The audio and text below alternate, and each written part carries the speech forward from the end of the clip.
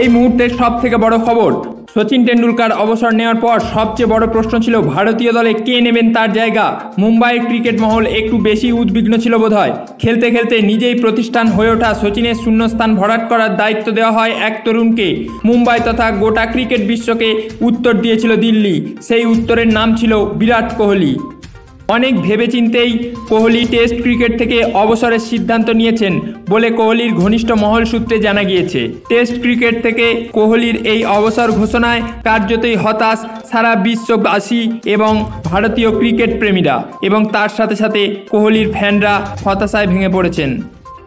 অনূর্ধ্ব 19 বিশ্বকাপ ছাড়াও কোহলির মুকুটে রয়েছে 2011 সালের একদিনের বিশ্বকাপ, 2013 এবং 2025 সালের চ্যাম্পিয়ন ট্রফি, 2024 সালের টি-20 বিশ্বকাপ। তিনি অধিনায়ক থাকার সময় পরপর 3 বছর 2017, 2018 এবং 2019 টেস্ট ক্রিকেটে বিশ্বের সেরা দল হয়েছে ভারত। ভারতীয় ক্রিকেটকে ভরিয়ে দিয়েছেন কোহলি। নেতৃত্ব ছাড়ার পরেও তিনিই ছিলেন দলের নেতা। প্রয়োজনে মাঠে অধিনায়ককে পরামর্শ দেওয়া হোক বা দলের নতুন সদস্যদের জন্য সাজঘরে পরিবেশ বন্ধুত্বপূর্ণ করে তোলা, সব সময় এগিয়ে গিয়েছে এবং তিনি নিজেই এগিয়ে গিয়ে এই দায়িত্ব নিয়েছেন।